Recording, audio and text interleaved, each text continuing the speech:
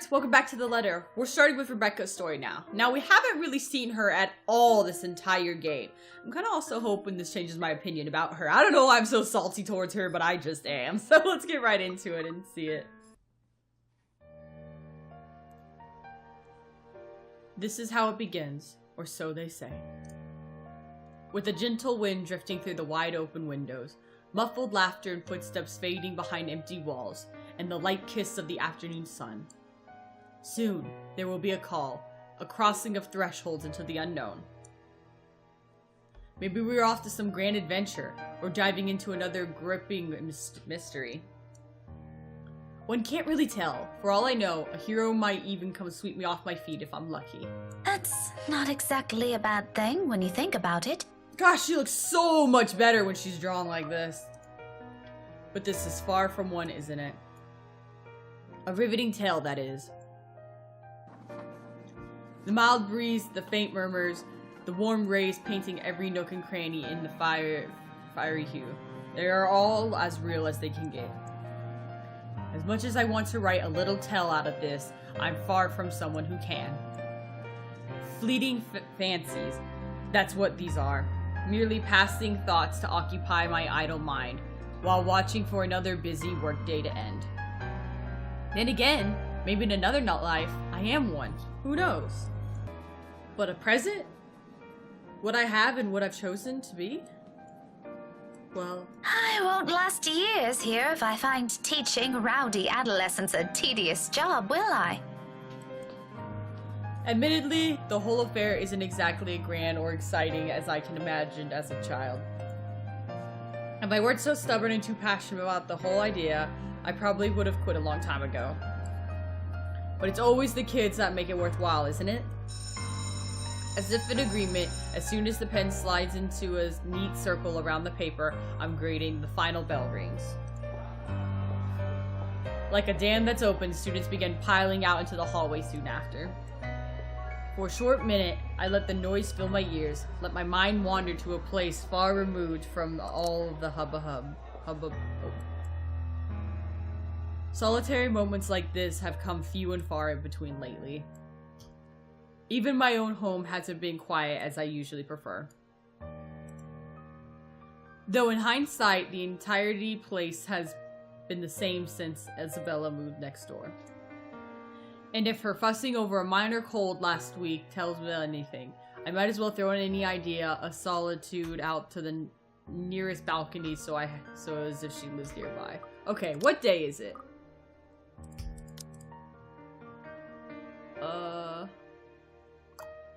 No, it's obviously not this day. So... Okay. I don't really know what day it is. But, oh, we got a profile. Rebecca. Rebecca was born on April 1st. She's an Aries, 29 years old. Her height is 5'5". She's a history teacher and Scottish. She's an atheist. Wow. Master degree in education, major in European history, likes stovies, reading the library, going to the gym, cycling and jogging, lacrosse, lesson plans. Although of Scottish descent, she grew up in Luxbourne and even went to school in St. Gordy. Her parents were professors of European history and Southeast Asian history of Luxbourne University. They were often busy, and that forced Rebecca to be independent early on. Surrounded by books and instilled with love of learning, she was a star pupil, was often called a teacher's pet for it. Her passion for academics leading to a career in the industry was to be expected for her. She came out of her shell in high school years and started becoming a spitfire she is now. But then, Ashton was her only friend. Though she found him aggravating at first, independent and used to caring for others, it was no surprise she helped out the young foreigner who moves in next door. Okay. I still don't know what day it is. And if her fussing over a minor cold... Oh, excuse me. And at the memory, my eyes automatically shift over the bottle sitting at the edge of my desk. A chuckle escapes from me as I reach for it. A little ball of energy and enthusiasm. That big baby.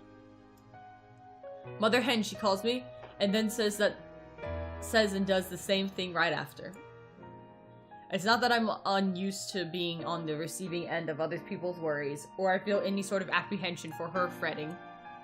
If I am to be completely honest, it's actually amusing how someone can be childlike one minute and act like a responsible adult the next. But there's a dissonance there, both in her actions and words.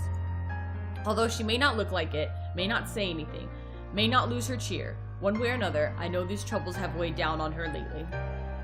Her face says it all, that big nupty. If she thinks I won't notice, she's got another thing coming for her. That's how she's always been. I do understand that part, loud and clear. It's just that I'd really rather not pass another burden onto her. Or become one myself. Aren't I supposed to be the one taking care of them? Though I guess that's simply one of those things that people eventually go away from once you've all started leading different lives. Not completely different, I hope. Somehow, that thought makes me uneasy. Thankfully, before strange ideas can root in my head, a faint buzzing comes from my bag, cutting through the rest of my thoughts. A small frown forms on my lips when the screen lights up. An unknown number flashes. For a long second, my thumb hovers over the answer button, even the voice that responds. Do I accept the call? Is it wholly unfamiliar? Hello? Oh, goodness. Finally, it connects. Hello? Is this Miss Gales? Rebecca Gales. I don't recognize this voice. Yes, Yes, speaking. Who is this? Oh, sorry. Rose Cooper. Briar Realty Corporation. Briar Realty? My frown deepens as I strain from my chair. Oh, this is the day of the theater. She called her after the whole thing at the mansion happened. Something in her tone, despite sounding remarkable friendly and light, doesn't sit quite well with me. The rigid pause that follows doesn't help either, the tension that has suddenly descended either. Miss Cooper? Yes. Things are a bit busy on my end. I apologize. I'm not certain if Isabella has mentioned anything before, but we're working together on a property at the moment, and... The Armengard Mansion, yes. She said something about that earlier. Is there a problem? This is about Isabella, actually. She wastes no time relaying everything. The details she provided are admittedly a bit vague, but enough to get me into the grist of what happened. It isn't the bad sort I'm expecting, though. I'm still worrying. Especially with panic attack and pale-looking bits stickily woven together in forbidding sentence.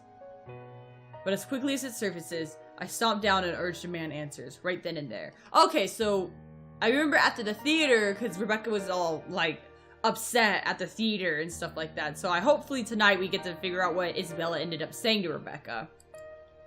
Now isn't the proper time for useless questions. I'll find out soon enough regardless. To Miss Cooper's credit, she neither hesitates nor faults it all throughout. There's some sort of comfort in knowing Isabella has someone like her to guide her, though not as much as I would have liked. After all, this is Isabella we're talking about. What are the chances she's just said a bunch of excuses so she won't get sent home? High. Very high. Oh, she's so going to hear it this time. You were listed as one of her emergency contacts, so I thought it'd be best you know about this. How is she? Is she doing okay? I had her take a break for now, but honestly, I'd feel better if someone were to pick her up and take her home for some rest. Anthem's a fair distance from Luxbourne. I really don't want her going off on her own.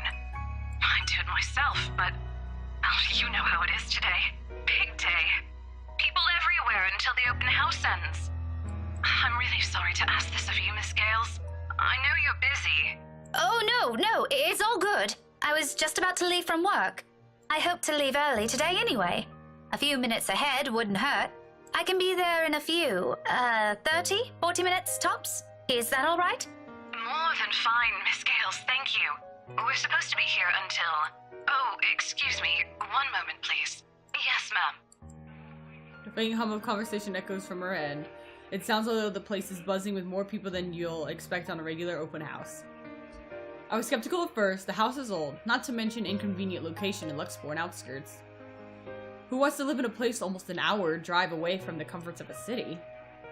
But from what little I can hear, It appears Isabella has every right to be optimistic about the cell. If I didn't understand why she was so admitted refusing my offer to help before, I think I do now. To some degree. We'll be resuming the tour soon. Yes, thank you.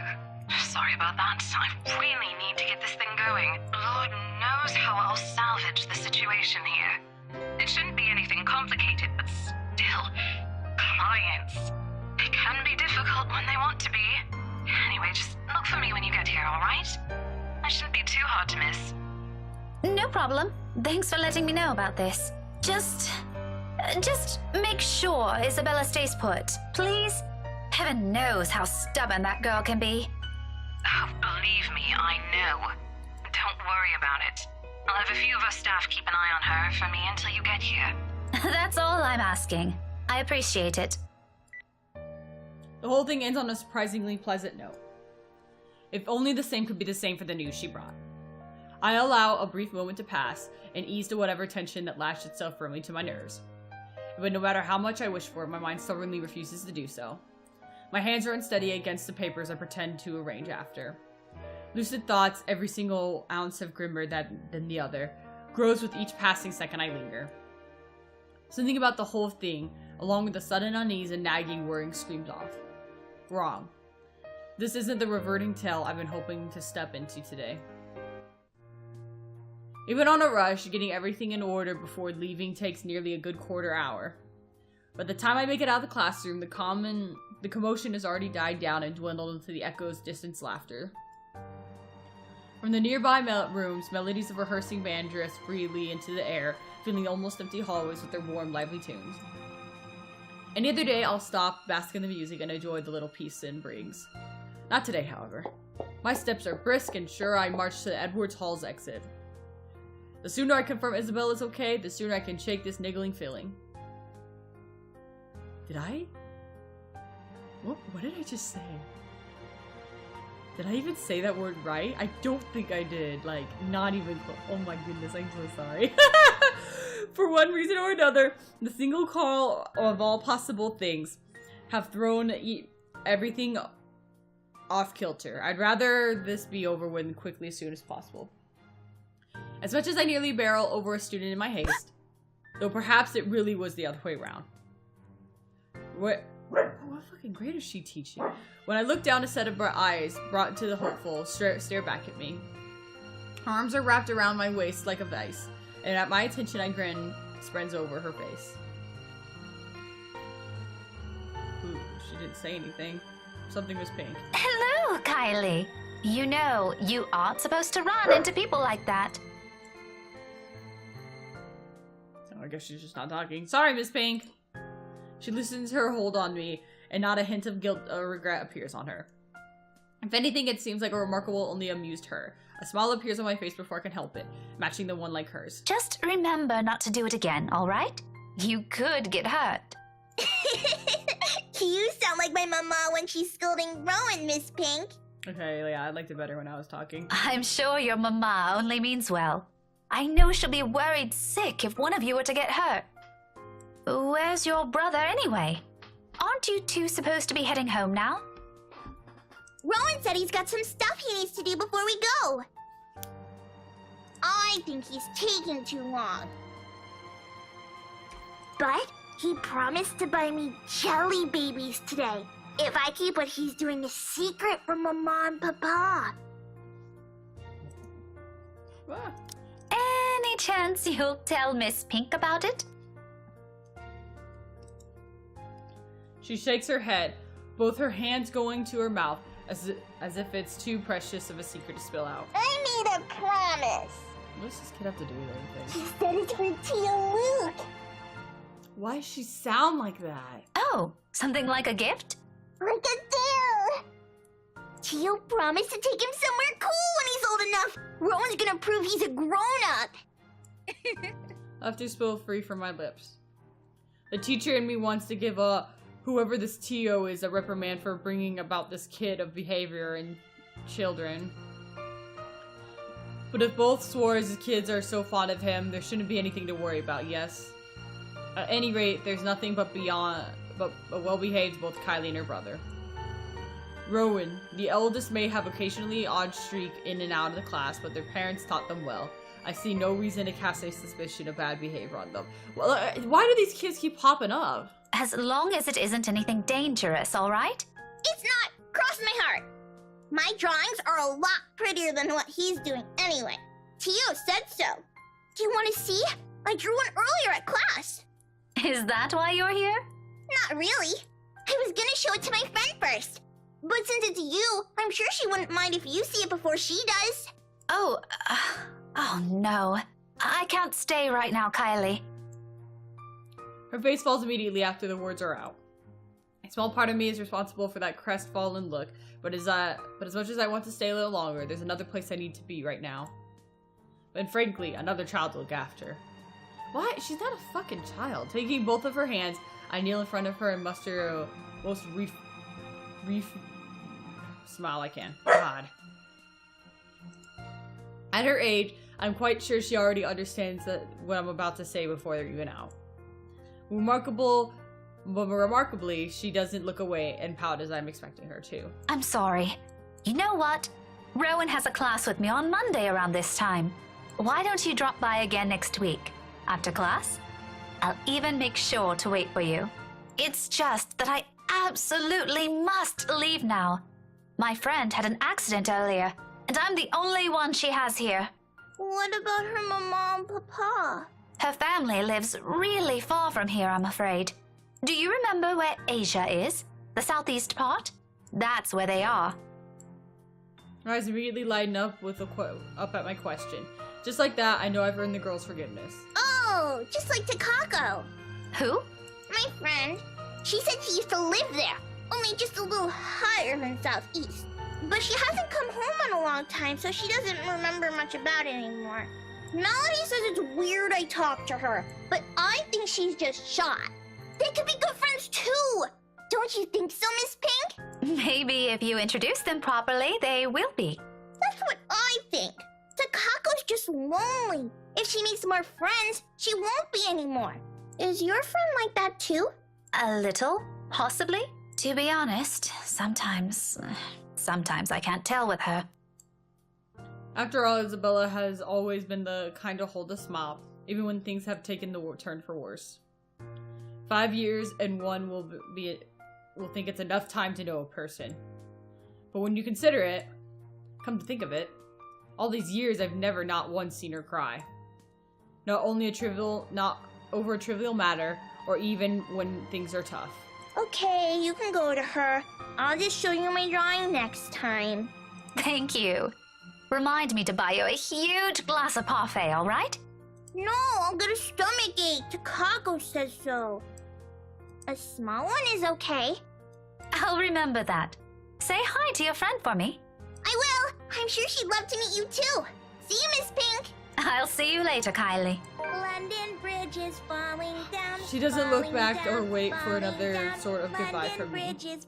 With a song and an extra sprint in her stride, she bounces across the corridor with as much spirit as only a child her age can have. As if the conversation has never taken a downhill turn for her at all. As if there isn't a single thing to worry about in the world. Not long after, she disappears behind a door, leaving behind a strain of old familiar rhyme lingering in the air. Carefree. Unbinding. Untroubled moments like this, I envy her. As if I resume my hurried pace, a tiny whisper at the back of the mind wishes the same can be said for myself and my own worries. Luxbourne has a small city, but it's no strange to hellish rush hour traffic. But surprisingly, getting out of the city today proves more of a breeze than a hassle. A relief, considering how none of my calls to Isabella have made it through. Either the receptionist is really bad over there, or she's ignoring them on purpose. Both does not ease the disquiet in me.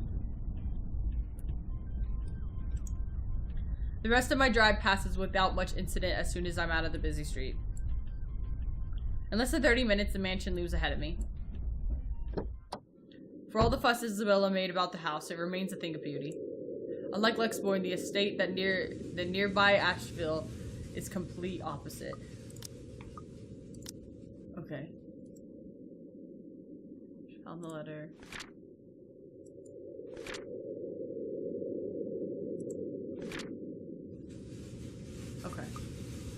She drove all the way up there?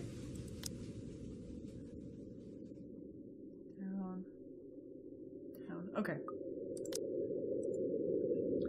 Living and breathing the song of the old, whispers of once blooming and have lingering in the air.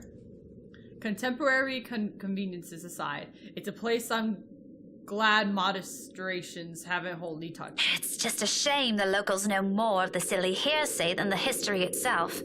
If I could only knock some sense into these people! Sadly, complaining is all I can afford to do. As much as I want to give them a piece of my mind, it isn't why I'm here. I don't think these reach types will appreciate getting a lecture from me either. I have much business with them as they have with me. With a heavy sigh, I give myself one last take in the scenery before heading up to the main entrance. Most of the guests have already headed out. And though still lingering, it's mainly just takes photos and houses vacated its various rooms. I pause for a moment, scanning a small crowd gathered at the foyer, looking at any sign of familiar ponytail among the sea of hats and heads. No sign of her. No sign of the other staff of Miss Cooper either. I can certainly look for Isabella on my own, but this place is this big. I'd be lucky if I didn't end up lost or if we find her before we need to meet Zachary or Ash tonight. Sighing, I reach for my mobile phone, read out her number, the gesture familiar now after so many attempts earlier. If she doesn't answer, I can still try contacting Miss Cooper. I just hope the network reception will cooperate with me this time. This side of the country has never been popular with tech savvy after all. To my relief, it only took 3 unsuccessful tries. At the 4th right, it's about to switch to another interception message. The line finally rings. Silence follows while I wait for her to pick up, the ringing far too long of my taste. By now, most of the visitors have already cleared out. All I have for company are the faint murmurs and the eerie calmness left in their wake. A sudden hush settles and gives way to noisier, louder, and they've ever meant to be. Whoa. Doors creaking and slamming shut in some distant part of the mansion, floorboards groaning under the sheer weight of the house's history. In the now empty hall, they all reverberate with special clarity against the wall. Like this, those old stories seem to almost have a ring to truth to it. I don't get to stray far into the ugly line of thought, however. Not a second later, the click sound from the other end. Hello? Isabella? Miss Cooper called earlier and... Isabella? Belle? Are you alright? Without any warning, the call gets her cut off. Busy notes blare sharply against the heavy signs. But above noise cutting through the mute air remains the faint cries of a woman. From beyond the foyer, my hands fall to my side and I cast a weary look around, waiting for someone to come running. I surely can't be the only one here hearing this. There must be some staff hanging around here, checking things out, but no one does. Not even her sobs turn more frantic in English. Excuse me? Hello? Who's there? Isabella? Isabella? Is that you? No answer. Growing anxious, I amble over when the cries come from, each step slower and cautious towards the door on the other end of the room. While I'm far away from someone who readily gives into fear or stories lacking factual basis, the vague, restless feeling I have earlier immediately returns to me. And despite myself, my heart being to race and my breathing quickens. Belle? Belle, it's me. Miss Cooper called. Is everything okay? Abruptly, all of it stops. My whole body tenses, mouth dragged in a ragged breath, ears straining for any other sound yet to come from the other side. But nothing follows. Instead, the quiet on leads itself into heavy tension to the air, as if a small movement will be disturbed, fragile stillness hanging in the room. I wait for another second. Then with caution, I reach for the knob. My fingers barely graze the brass handle when the hand falls onto my shoulder. Excuse me. I am so sorry. I didn't mean to startle you. No, it's... Still reeling, my gaze shifts back to the door as if any second from now the cries will start again and whoever's inside will burst out of the room. But I don't dwell on these. The woman's worried voice breaks through the haze in my mind again, oddly soothing the thick of my unease. Even if the concerned looks comes from a total stranger, finally being in the company of someone else is somehow comforting. Ma'am? Are you okay? Oh, no, I'm fine. This is probably just some cold. Do you need to sit down? No need. I'm actually looking for a friend. I wave the mobile in front of her like a gesture alone explains everything. Vaguely, I note my tight grip on it, and it's quickly slip into my pocket before she notices she doesn't even need to know. Well, I'm not really sure if your friend would still be here. We're actually about to close the open house in a few minutes, ma'am. No worries. She's not a guest here. She works for Briar Realty. Miss Cooper called me earlier. In fact, I'm also looking for her. Recognition flashes in her eyes as her weird expression dissolves into a smile at once. It's all I need to know that I don't have to look elsewhere or venture deeper into the mansion on my own. In some way, I'm not too keen on the latter right now. Oh, Miss Rebecca Gales, is it? Yes. Sorry if I'm a bit late. It's not a problem. I was busy with the open house and a few clients anyway. It's actually a good thing you came when you did. Let's see. Isabella should be here somewhere. I told Rose? Rosie? May I have a minute? There's just this one little thing before we go. Miss Cooper's head immediately snaps up at the voice. And a blink, a different kind of smile spread on her face. A smile still friendly, even, but the kind given mainly for the sake of pleasing other people's rather than making friends. Yes, ma'am. I'll be there in a few. It's an impressive thing to say the least. The level of professionalism. I suppose working years in this kind of business trains you enough to be able to pull that off without batting an eye. It certainly didn't seem to have rubbed off on Isabella, though. Sorry, could you give me a second? I have to take care of this. Don't worry about it. I understand. I can wait a few more minutes. Clients, right? You won't hear anything from me. Priorities, you know? But if you want, you can stay at the parlor in the meantime. I think we have a few refreshments left. No, thank you. I'm going out with a few friends after this. Isabella's supposed to join us too. But that depends on how she's doing, of course. All right, this won't be long, I promise. She throws an apologetic look before sauntering over to the small group gathered at the entrance. A couple or sibling and another woman, probably their secretary. Either way, they look no different from the other guests. All three of them primarily dressed, alike in a manner significantly than others. No frills, no extravagance from any form. But the gesture and movements alone speak volumes of their ingrained lifestyle. In their presence, I do what I can, inconspicuous on my side of the foyer. Maybe accepting Miss Cooper's offer would have been much better choice than standing around awkwardly and gaping at them. All while also attempting... Oh, sorry, I'm tired. My best not to listen in the conversation.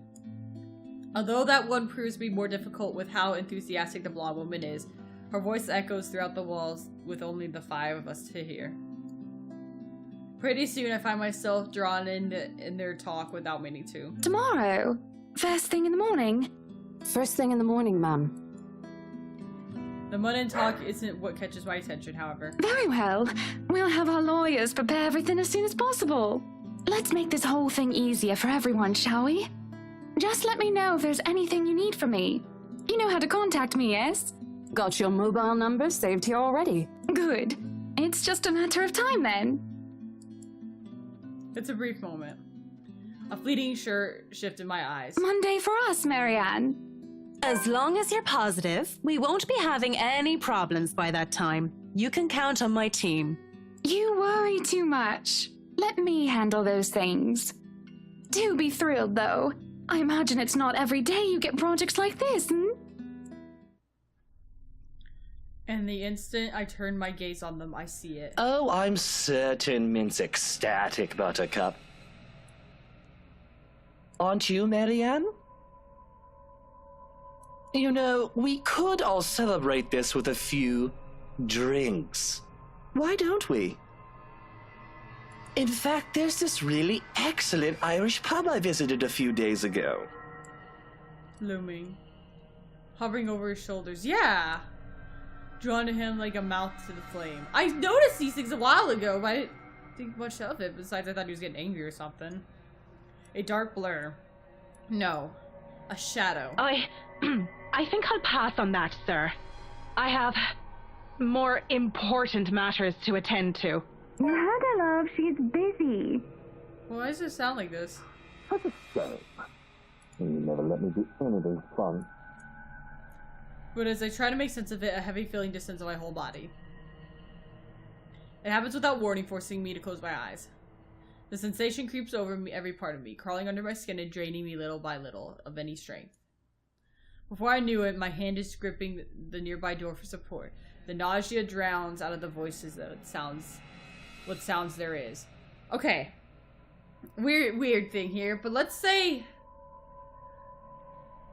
Okay, let's say the girl who's haunting this place and the two rich people that, you know, own the place and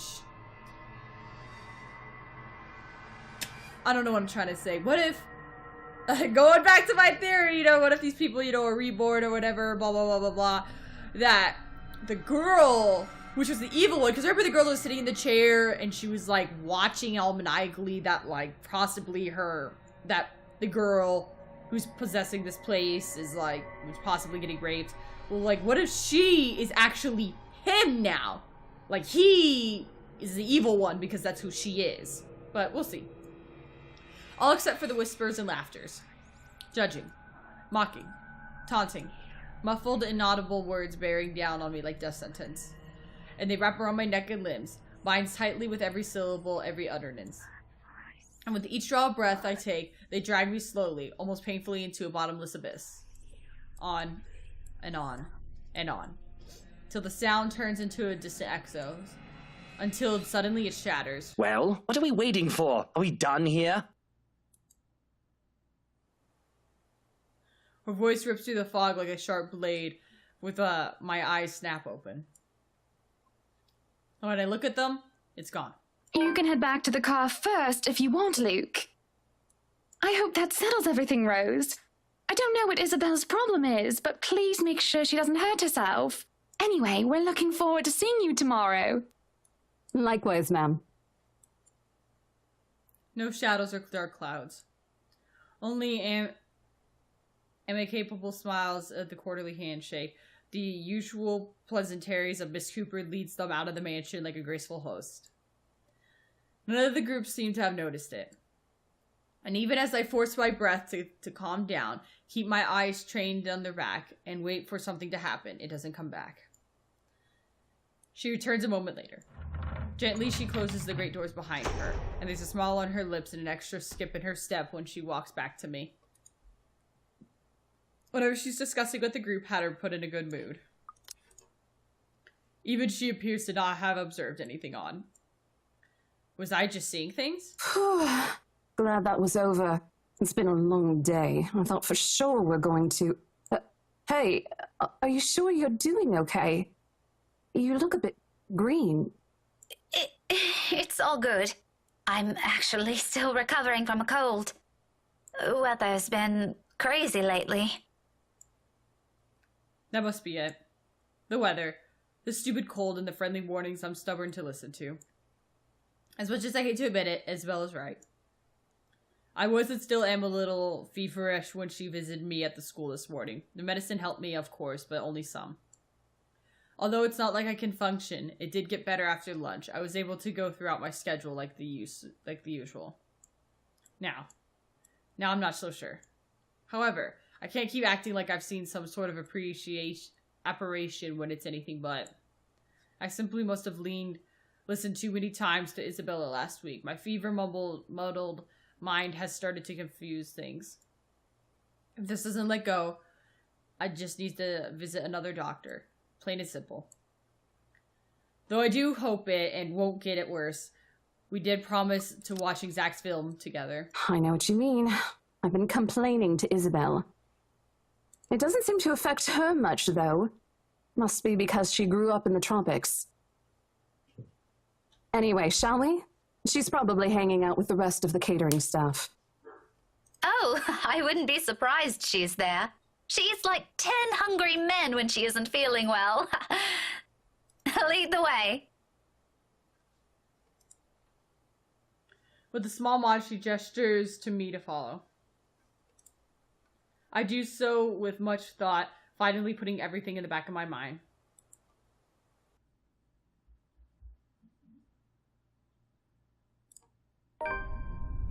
The entire visit took a whole 24 minutes, and my trip to the mansion, as it turns out, was as useless as an endeavor in itself. Isabella no longer was there, left shortly before I arrived. Or at least that's what a few of the staffs who saw her assumed.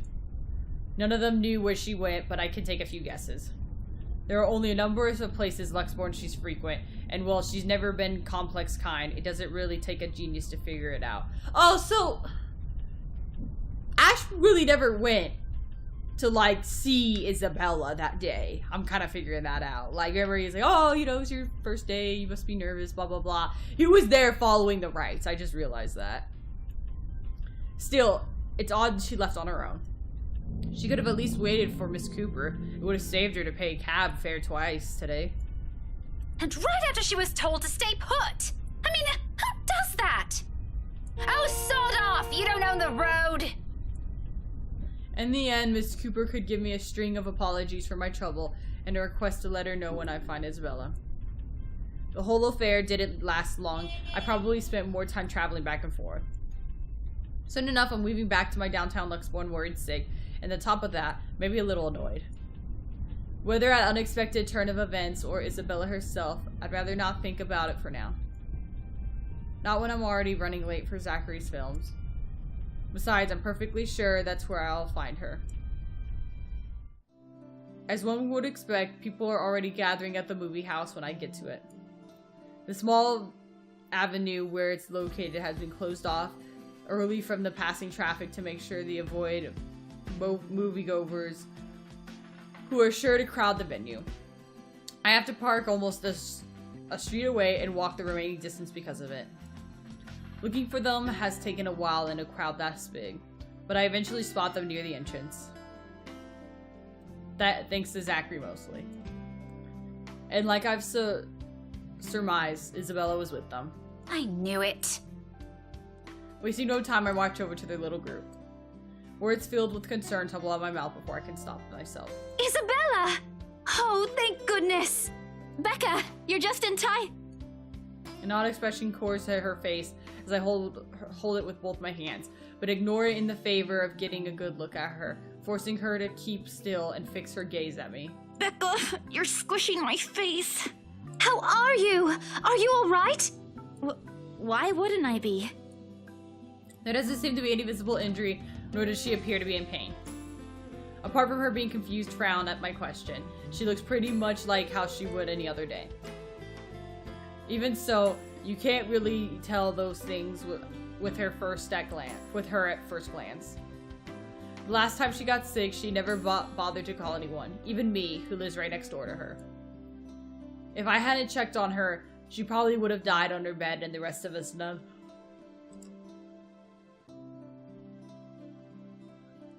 It's one thing we laugh about now, but moments like those are also teach you something about a person. If anything, it has given me more of a reason to constantly worry about her. And the moment a familiar name comes up, I know my concern right now aren't completely baseless. Rose called me earlier. Her expression swiftly changes and gently as she can, Isabella pushes her hands away. Yet even before she says anything, I already have a hunch of how this whole thing will play out. Oh, no, everything's good. Rose covered for me at work today. That's not what I'm talking about. How's your head?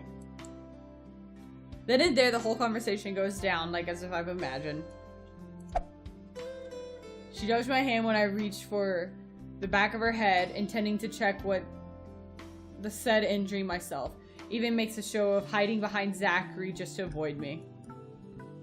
Instantly, what's supposed to be simple inquiry dissolves into a shameless game of tag. shouting and chasing like none of us can be bothered to the act of full-grown adults we're all supposed to be. Including Ashton. I won't put it past Isabella, but Ash, out of everyone, in fact, if that stupid smirk on his face tells me anything, he finds the whole mess amusing. For the love of... Isabella, this isn't a laughing matter. She did look pale when I saw her. Wow, thanks a lot, Ashton, you traitor. I'll get you back for this. Just you wait. What? I'm just saying it as it is. If you mentioned this earlier, we wouldn't be having this conversation right now. There's a moment pause. My hand's still mid-air as my attention shifts to Ashton, and the word he leaves hanging between the four of us. He doesn't meet my eye. I don't think he's even aware of what he said. But the meaning in each syllable alone is clear. And they echo.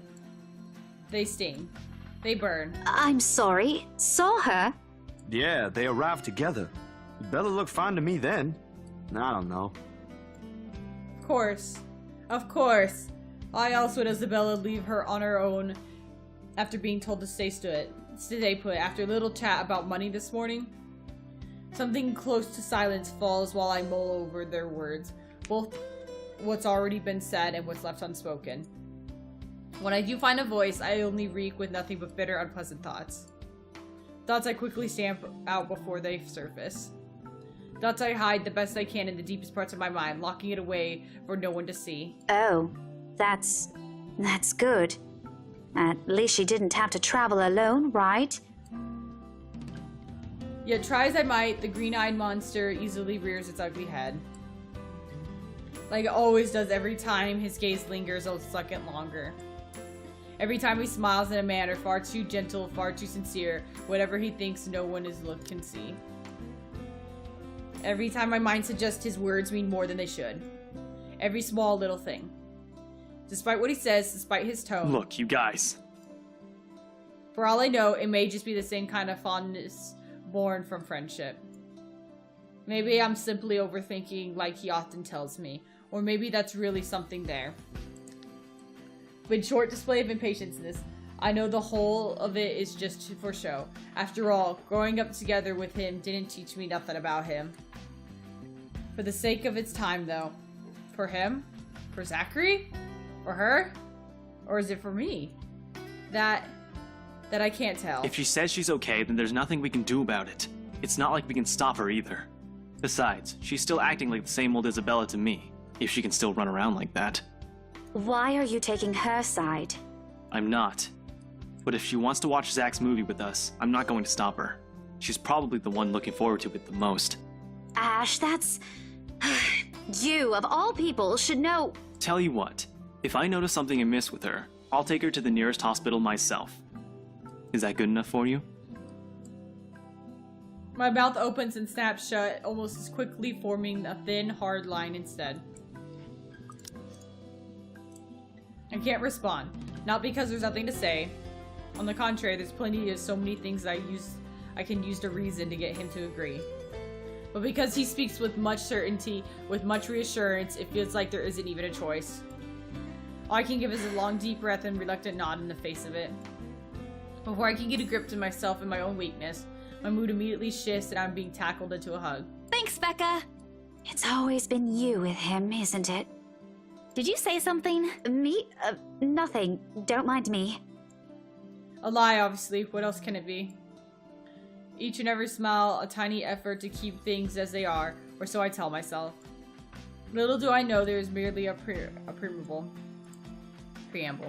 It starts out quietly and without fanfare, amidst friendly jibes and harmless teasing, with a scrap of paper fluttering harmless to the ground. One that looks suspicious like a cheap Halloween prank, and no matter how you look at it. And yet, despite how lucid it is, Isabella stubbornly insists as if our whole life depends on acknowledging the truth of her story. Does she even realize how absurd she sounds? Crivens, even my students will fall for this. Isabella, aren't you taking this a bit too far? She doesn't give me the time to regret nor think of my choices of words. From then From there, it escalates, grows into an argument too petty for even for our standards as adults.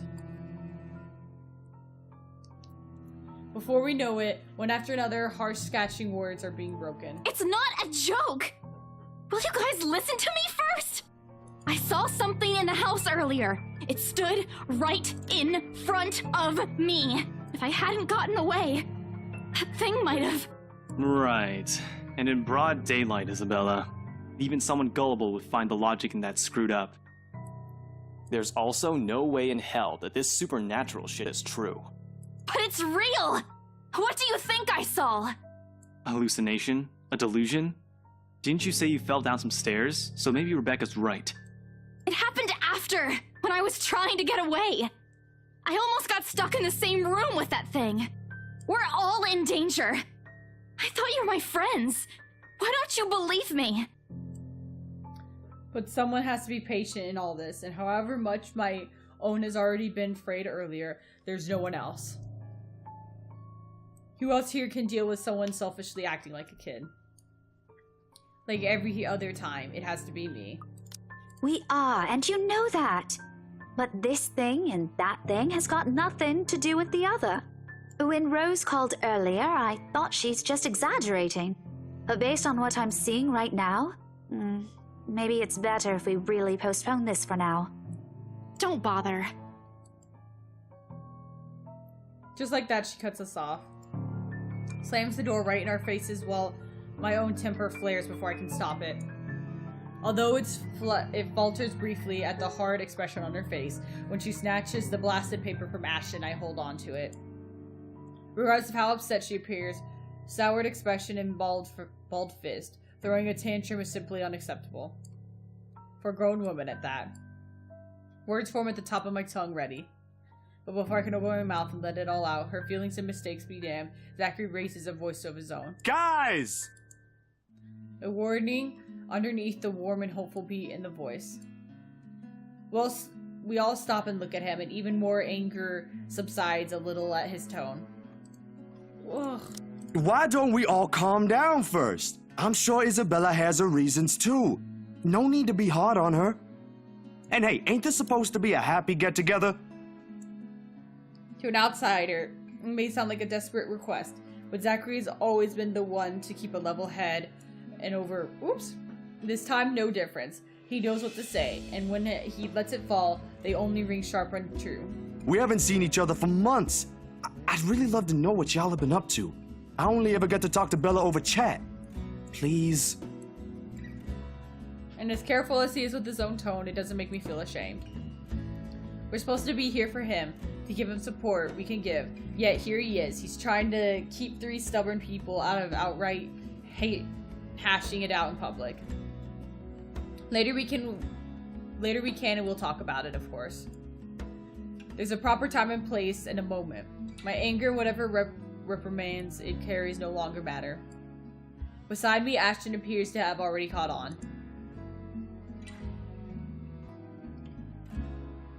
The lines of his shoulders ease to something much more relaxed, his expression back to its usual nonchalance. Isabella, however.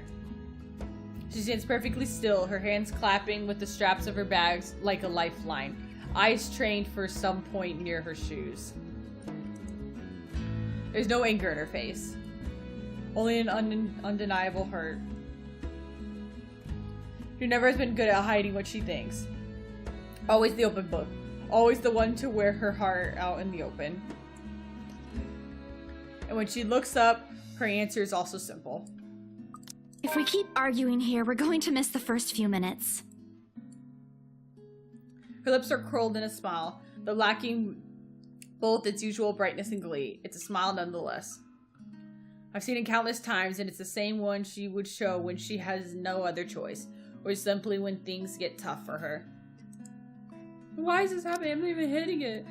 But despite everything I already know about her, it still catches me off guard. In all honesty, I expected her to run to the balk at the first sign of losing this time. I won't even be surprised. At 26, she is the youngest amongst the rest of us. Less experienced, less accustomed to dealing with a trivial queries like these. Yet here she is, holding herself and coping with it and how she would with matters concerning her family. Outside of that, to me, she's always been the childish, naive girl, and watching the opposite play out right now. Somehow I find it difficult to wrap my head around it. All right, that's the Isabella I know. Oh, good. I thought for sure you were going to cry. But I envy her. What was that for? Stop calling me a crybaby! I'm not one! Aw, don't cry. Stop it! I envy her spirit, her warmth, her cheer, the shine in her eyes when she looks at the world. How everything seems to simply fall back into a pleasant live rhyme with her around. How easily and tightly she fits into our lives, even without bonds only long years could forge, like lost pieces of puzzle despite her jagged edges. How she draws people into her mind with ease. How Ashton of all people can be drawn to her. Okay, scaredy cat then. That too! If you repeat that, I swear I'll... Let's just go. I make no effort keeping the bitterness from my tone. I let it seep, linger stiffly, stifling the air, as I avert my gaze from them. From their playful banter, their friend-teasing remarks, Ashton tender, affectionate smiles. All before stabbing aches into my heart changed into something too painful to bear. It's all in my head, is what I've told myself. Yet the way my heart rends at just the sight of them hurts. Like a coward, I walk away from it all, taking with me a small hope that the movie will distract me away from these thoughts. Because like this, it's easy to find someone to hate in her. Thank goodness. I did not want to go I feel like we're going through this entire thing all over again. Jessica's already given way to the night when we leave the film fest. Unfortunately, it does not improve my mood that I'm hoping for. Neither does the mugging air that greets us upon stepping back into the noisy streets. Too busy. Too loud.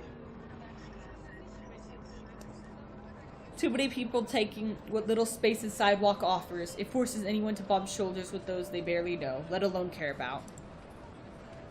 On a normal evening, I probably wouldn't have minded the crowd nor the humid weather. It's not like any of them are bothering anyone. And yet, even with that admittedly a pleasant company, I can bring myself to lighten up. See you guys some other time. Yeah, see ya! Not even to return the smiles Ashton and Zachary give us when we go our separate ways. Perhaps it started with Miss Cooper's call, or earlier than that, maybe even the moment I'd left bed this morning. Bloody hell. It could have been because of the sobbing letter, for all I know. I could care less at this point. All I want to do is to get warm bath, sleep, and wait for the dreadful day to end. Now, if only Isabel would stop blabbing, then make this dull throbbing at my side of my head won't turn into a full-blown headache, too. Zach did a pretty good job with his movie, didn't he? Even though Ash said he ran into some trouble late into filming. But I knew he had it in him. It's not like I didn't believe he couldn't do it. I mean, did you see his face after the credits rolled? All those months he worked on this, and everything's finally... You weren't even watching. Only the first minutes. I watched the rest of it, I swear. Besides, Ashton was the one who wouldn't stop asking questions. Well, why do we still need to talk about this then? I liked it. Ash liked it. You liked it. Shouldn't you be telling that to Zachary in person? I'm sure he'll appreciate it better than I ever will. She really has, like, the balls to call everybody else childish around her, but she's actually, like, the biggest child here. I know that, but maybe there's something you want to say? Zach had you check the scripts before he went through everything, didn't he? You also worked on it, even if it was only for a short time. So, maybe you want to... I don't bother waiting for the rest. The moment I spot the car, I immediately make a quick beeline for it. Knowing her, this is merely another attempt at starting a conversation, just so we'll have something to fill the dead air, to replace the strained atmosphere we've somehow walked into. One thing, the very thing, I'm not too keen to deal with is the present. Deal with that present. Behind me, Isabel also changes her pace to match mine. her soft strides growing brisk and uneven in order to catch up. A small part of my half expects me to she'll suddenly trip. She's not clumsy sort, but there are definitely times when she can be at least coordinate person on the planet. Becca, hey! Oh no. Wait for me!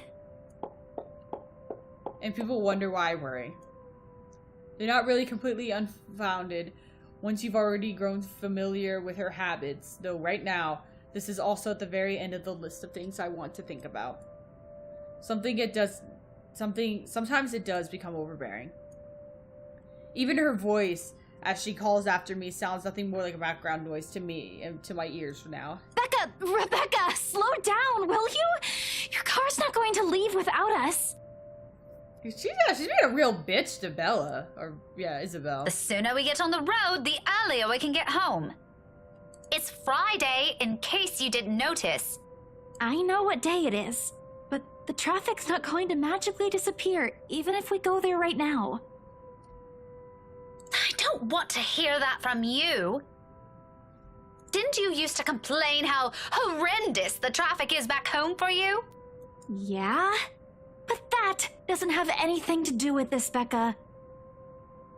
Okay. What do you want to do then? Wait it out? Walk? If you want to stay out here longer, I won't stop you. But leave me out of it. I'm not up for any other foolish excursions tonight. I wasn't thinking about an excursion. I want to go home too. It's already late. It's just that you've been in this prickly mood since earlier. You ain't gotta be nice about it, Isabel. You could just be like, you've been a bitch. Are you really okay? Was it the cold? Or did something happen at school? Do you want to talk about it? A long pause follows as it holds everything she's been meaning to ask from what very start. I'm in no mood, but all at the same time, my hand stops short of unlocking my car. My grip on the handle tightens. I can feel her eyes boring me, waiting, hoping patiently for any answers I'd give. She's the same as Zachary. They're bad liars. But when you talk to people like them, if you're not careful, they often leave you with no other choice but to admit the truth. Those exact same ones I can't voice. Despite my lack of response, she pushes on, surprisingly. This time her tone is quieter, more tentative than usual. Was it because of the letter? It's a well-meaning question, much like the rest of the talk, yet something in how she says it irks me. If it is, I'm really sorry. I didn't mean to cause a scene. I did see something in the mansion, though. I wasn't lying about that. Wherever she wants to take this, I was no longer wanting to hear any word of it. Not at this minute, preferably never. Especially when there are already a million other things buzzing and prodding inside my head. Sometimes my patience can only be tired for so long.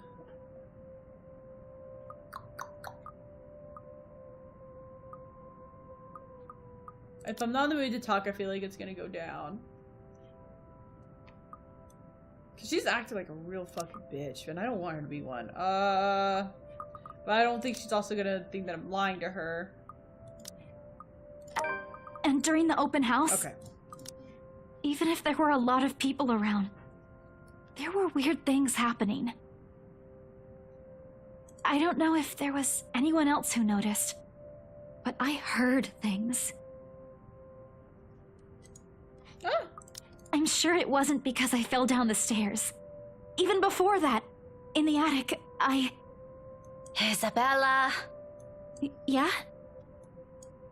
I pause, though I don't let it last, only to give myself a small window to breathe, before I lay down the words between us with as much restraint as patiently allows.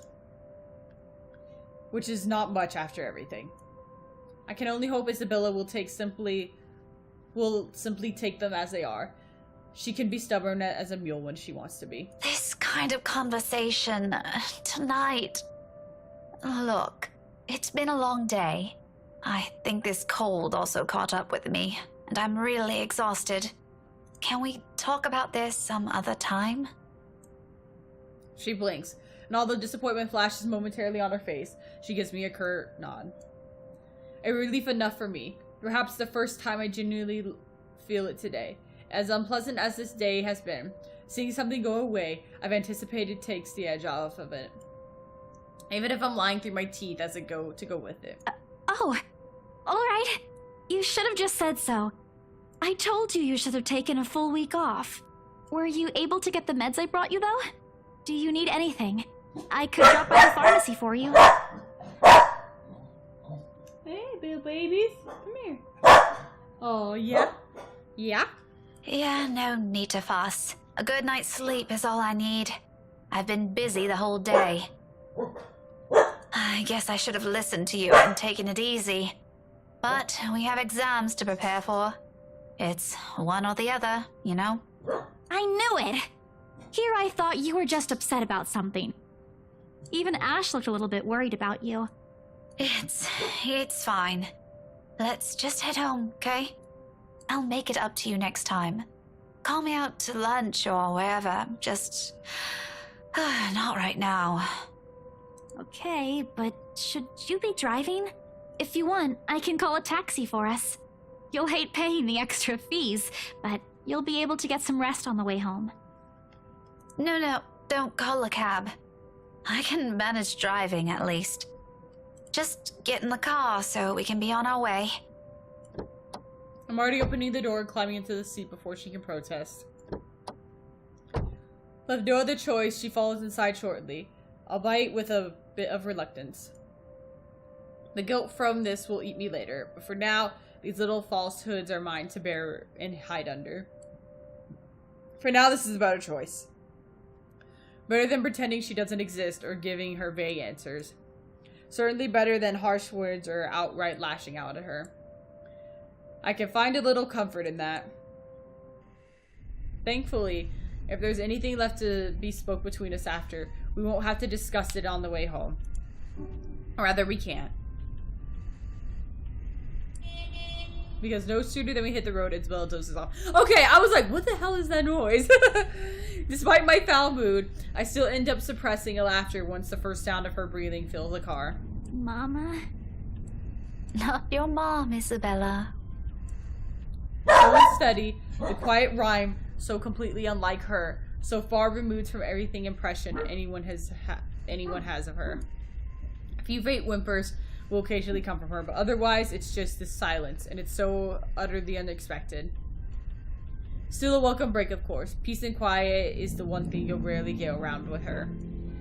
Yet, it's nowhere near comfortable. It merely leads to the air that strange clarity, every little sound, every single movement, more plausible. And with it comes this unease. A jolt of surprise hits me. It's almost comedical, as if this were a different situation. In my haste, I accidentally dislodged my mobile from my seat on the dashboard when I swipe on the screen.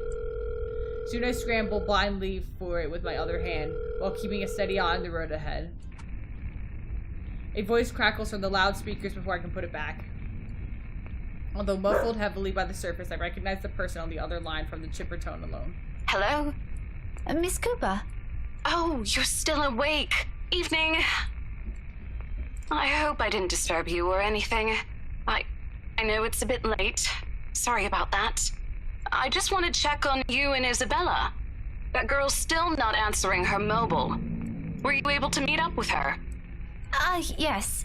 She's with me. We're on our way home. Hello? What was that again? I can't hear you properly. Sorry. Let me just fix this dumb phone. My hand stops dead for a moment. I spare the device a brief glance, waiting. The second pass. Nothing happens, though. Frankly, I'm not sure what I'm expecting, but the lines from my mouth forms a frown regardless. Miss Cooper? Yes, still here. Did you say something? Just that I didn't get the last part. What were you saying again? No, I thought you... Never mind. Must be the signal acting up. Come again? What? Is everything all right over there? Certainly. Is something wrong? What wouldn't? Okay, you seem to be busy. If this is a good time, I can just call you back some other.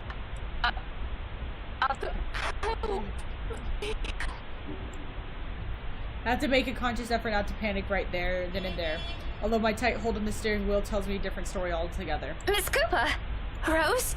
Hey, Rose! Are you still there? Only a burst of static answers me, and maybe the last is entirely because of exhaustion. It's been a long day and I haven't fully recovered of last week's bout of flu, contrary to what I've been telling people. Though perhaps I had paid closer attention to it, had I not been occupied with other thoughts I had probably would have noticed earlier. That it never came from my phone, but from somewhere right behind me.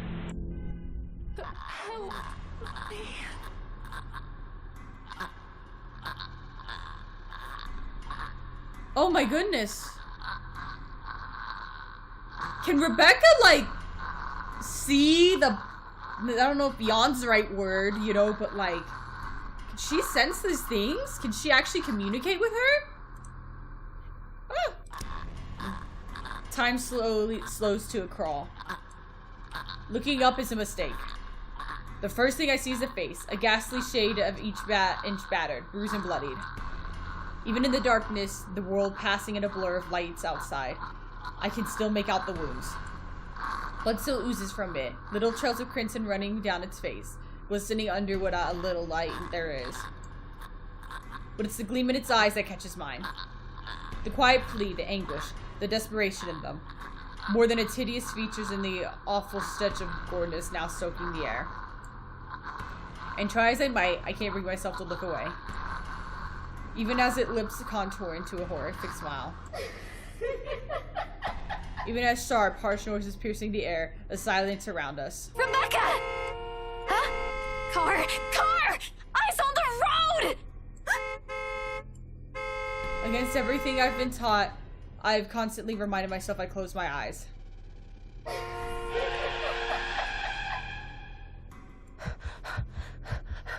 It's a brief moment. A short, vivid second of muscle memory and an instant completely taking over. And if I didn't allow it, if my hands didn't move or my feet didn't hit the brakes in the exact second I might have, Isabella and I might have. No. I shake the notion away right before I lose myself in it.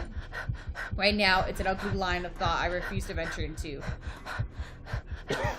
Not when breathing is a struggle, and every ounce of strength has been totally drained from my body.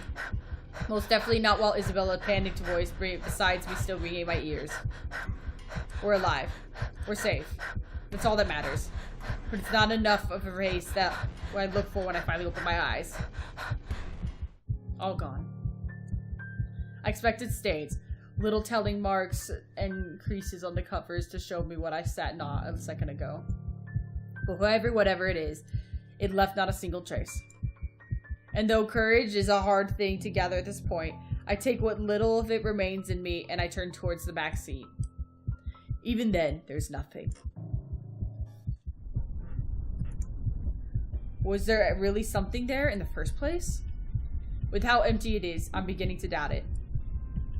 The stupid flu again. I need a long rest after this. My hands fall uselessly to my side, none from how taut my grip was from the wheel, yet still trembling from the unexpected rush of adrenaline.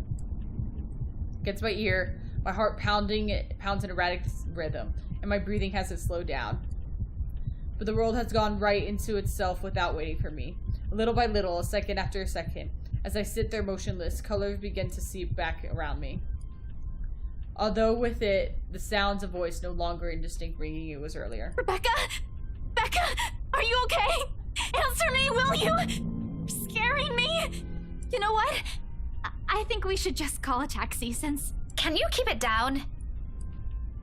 Strained, harsh, and completely unintentional. But with the heat prickling at the back of my eyes, and the mild throbbing at the temple, I could honestly do with what little silence for now. Keep it down? We almost crashed, Becca! I know what happened. It was a lapse. I'm sorry. A lapse? You call that a lapse? Becca, I really don't want to end up a mangled mess on the side of the road, or a mangled mess anywhere. All I'm asking, if the time ever comes, which I hope isn't right now, is a peaceful death. Give that one to me at least. Isabella. Belle, you're overreacting. If you're so worried, why don't you drive? You don't have a license. I keep telling you to get one, didn't I? For the past 5 years. Do you see why now? I wasn't really expecting to stay here this long. I thought it'd just be for a year or two. All of a sudden, a pensive mood comes over me.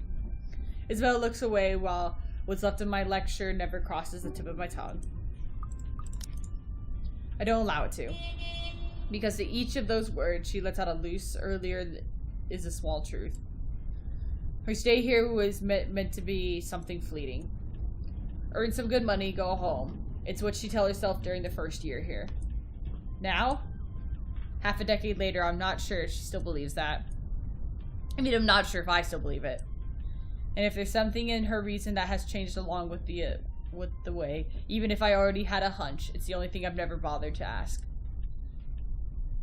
Those are hers to keep. I'll be careful this time, I promise. Just please, can we give this whole thing a rest for now? She nods and that's the end of it. We spend the rest of the trip back to Samuel in silence.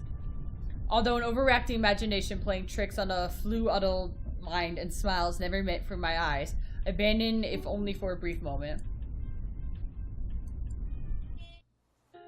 Alright guys, I'm gonna end it there. I'm not gonna lie, I'm actually very bored with Rebecca's thing already. Not just because I don't really like her, but I really do not like re-going over chapters and stuff like that, especially when I've already known what's gonna happen and stuff. I like the cool rearview mirror thing. It's always been a really creepy thing I've thought of, like growing up, you know, looking in the rearview mirror and somebody was there. But other than that, I hope this really picks up. It is interesting. Maybe Rebecca has some hidden, like, power or something. I'm not entirely sure how that would work, but I otherwise, that's the only really interesting part to me. Hopefully it picks up. I hope you guys are enjoying it. If you want to look out my other content, it's right in the description, so take a check out at it. Otherwise, I hope you guys have a great and wonderful day. Bye!